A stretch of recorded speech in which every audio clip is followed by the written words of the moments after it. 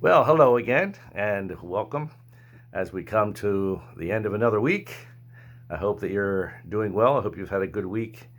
And if not, just believe that the answers are on the way. We've talked a lot about this week about faith and looking at the giant square in the eye and believing that God is greater than any of the giants that we face.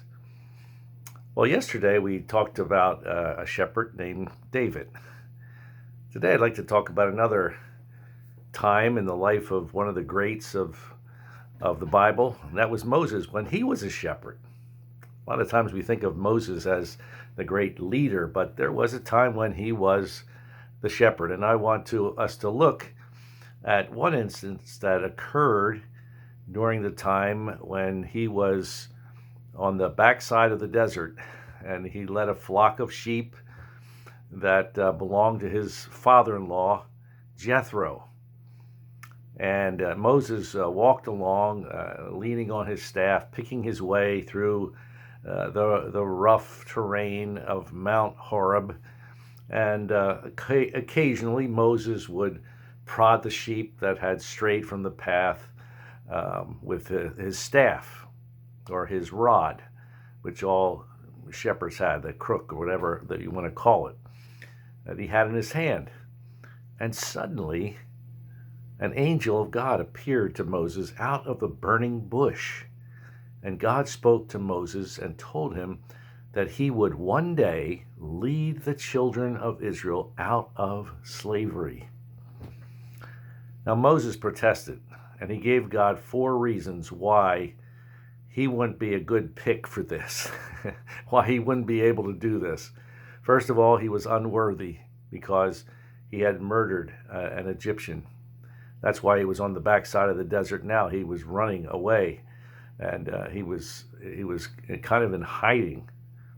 So first of all, Moses thought, I'm unworthy. Secondly, he thought, I'm ignorant. I don't have any training, any godly training or any training whatsoever in what you want me to do, God. Thirdly, he lacked the eloquence of being able to speak. Some think that he may have had a stuttering problem. I don't know for sure, but that's what Moses felt about himself, that he was not able to speak, whether it was just that he didn't feel he was eloquent enough or whether he really did have a speech impediment. And the fourth thing, he thought, well, no one would believe him.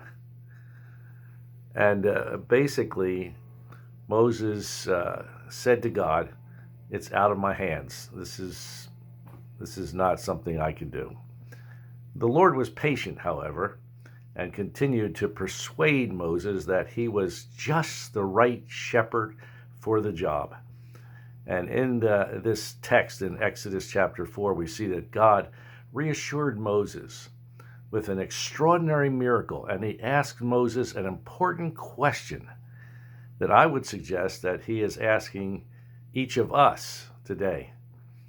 He said to Moses, what is that's in your hand? Now for Moses, it was his staff, just an ordinary shepherd's staff, which he had used for the past 40 years.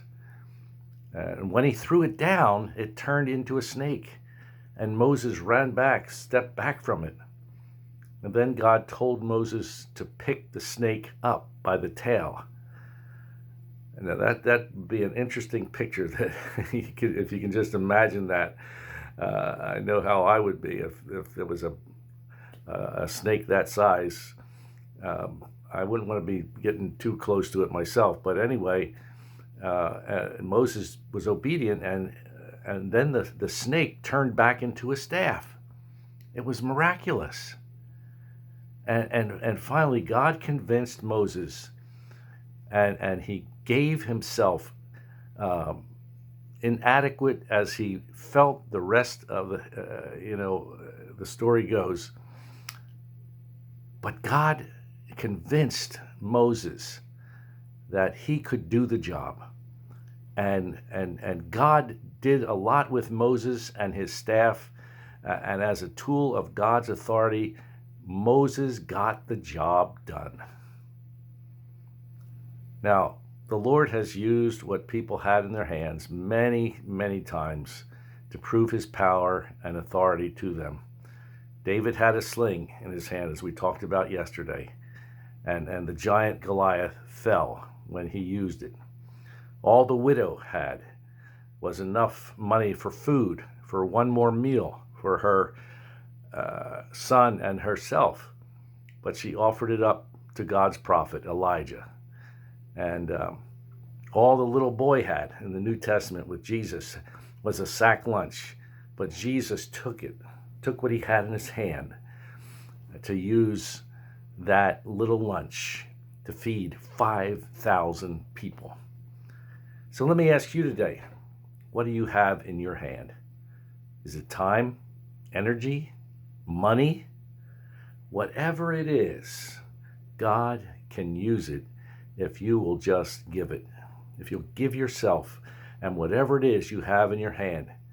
You know what? God can use anything that we have if we will just give it. He cannot use it as long as we don't let go of it. But once we let go of it, there's no telling what God can do. He'll not force us to give up anything.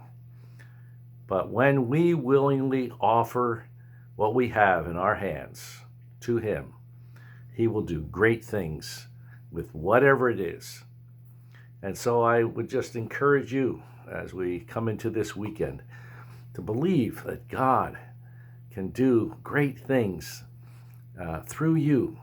And you might not think it's great, but you know what? If you're doing what God wants you to do, if you're using the resources that he's put into your hand, you know what? It's great in his book. And that's what we want to be, a success in his book. We want to be success in God's eyes, not in the world's eyes, but we want to be a success in God's eyes. And we want to hear him say, when we come to the end of life's journey, well done, good and faithful servant, enter in. So use what you have today. If it's just prayer, if it's time that you have in your hand and nothing else, then give yourself to prayer and believe with faith that God can do great things as a result. So give it to him.